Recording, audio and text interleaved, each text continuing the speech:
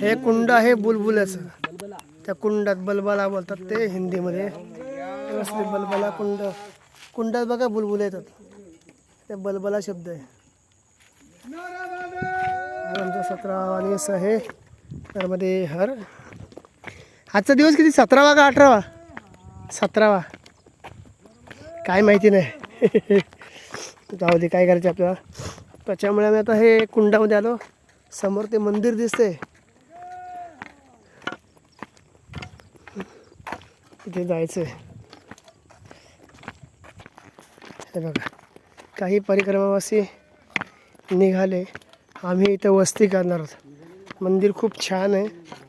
वातावरण संध्याकाळचं छान आहे.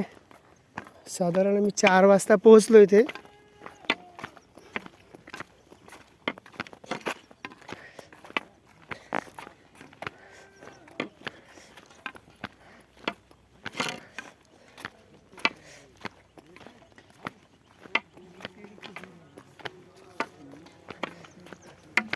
तुम्हाला नंतर मंदिर.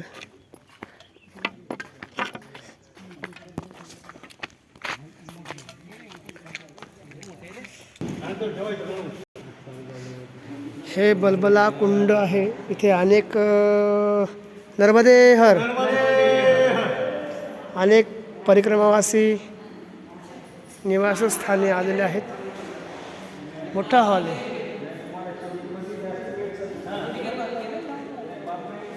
हे आमचे वैभव महाराज आणि ते भाऊ. नर्मदे हर.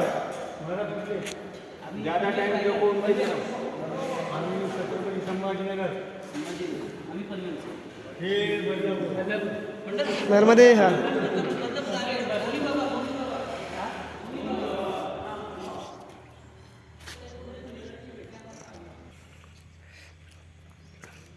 हे बलबला कुंड. हिंदी ते गुजराती शब्द आहे बलबला. ते पाण्याला उकाळा येतात, बुलबुल येतात.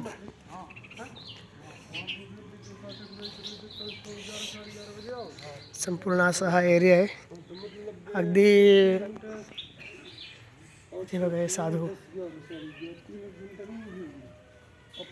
खंड कुंडाच्या कडला साधू इथे एक तपश्चर्या करण्याकरता असतात. मैया यांच्या गाड्या. भगवान शंकरांचं असं दिव्य स्थान. खूप मोठं आहे मंदिर. अनेक नर्मदा परिक्रमावासी इथे येतात. नर्मदे हर. नर्मदे हर. नर्मदे हर महाराज. नर्मदे. आता आम्ही वस्तीला थांबलो. ते काही परिक्रमावासी निघाले. हे पुजारी आहेत. नर्मदे हर. नर्मदे हर. नर्मदे हर. दुर्गा माता कासव. बघा किती स्वच्छता, किती टापटीपणा हे केलेलं आहे. आतमध्ये जाऊ शकत नाही. नर्मदे हर पवित्र स्थान असल्यामुळे नर्मदे हर.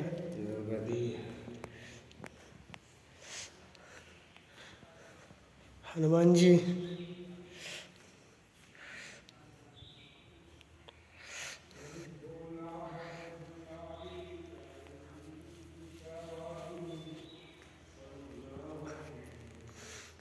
जय माता. खूप छान परिसर. आम्ही जिथे थांबलो ती जागा,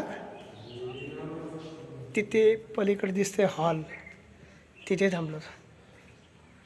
आता इथून पुढे उद्यापासून एक 25 किलोमीटर आहे. ते काय दुपारपर्यंतच जाऊ आम्ही. थोडं आहे ते. हे बघा, ते परिक्रमावासी इथला मुक्काम सोडून पुढे चालले. यहाँ से ही रास्ता है ना आगे जाने के लिए? यहीं से रास्ता है. हाँ, हम रुकने वाले हैं. परिक्रमावासी. हे पिंपळाचं झाड आहे जुनं. हे इथे अनेक साधू. आश्चर्य करत आहेत. देहाची राख रांगोळी करणं म्हणजे काय? भस्म आपल्याकडे बोलतात. संपूर्ण आयुष्य भगवंताला वाहणं, संसार सोडून. हे साधू लोक, संत, अनेक साधू, ते का मूर्ख आहेत का?